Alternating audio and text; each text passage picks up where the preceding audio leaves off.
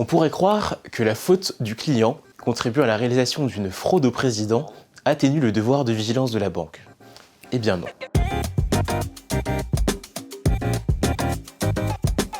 C'est ce que la Cour de cassation a jugé dans un arrêt du 2 octobre 2024, allant même jusqu'à renforcer le devoir de vigilance de la banque. Un individu avait usurpé l'identité du dirigeant d'une société, et grâce à des manœuvres, avait convaincu le comptable d'effectuer plusieurs virements vers la Chine, pour un montant de 2 millions d'euros. Face à cette escroquerie communément appelée fraude au président, la société victime s'était retournée contre sa banque pour récupérer les fonds. Pour ce faire, elle invoquait les obligations de vigilance du banquier, qui l'oblige à se renseigner à minima sur les habitudes de sa clientèle en matière de mouvement de fonds.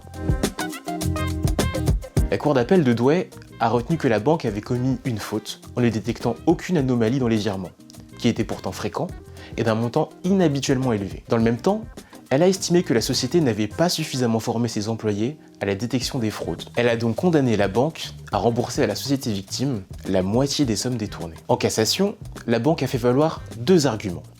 D'une part, les outils d'authentification de la société avaient été utilisés pour les virements. D'autre part, la banque avait contacté le comptable de la société pour vérifier les opérations. Elle considérait donc avoir procédé à des vérifications suffisantes. La Cour de cassation ne la suit pas et confirme la condamnation de la Cour d'appel. Elle indique que les bénéficiaires ne faisaient pas partie des relations d'affaires de la société et étaient situés en dehors de l'espace habituel de son activité, ce qui aurait dû alerter la banque. Elle rappelle ensuite que seule une vérification auprès du dirigeant social aurait pu écarter toute responsabilité de la banque.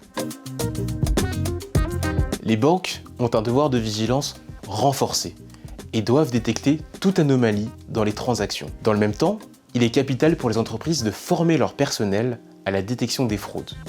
Car en cas de fraude, la responsabilité peut être partagée entre la banque et l'entreprise. Bien entendu, le cabinet est à votre entière disposition pour vous accompagner sur ces sujets. À très bientôt.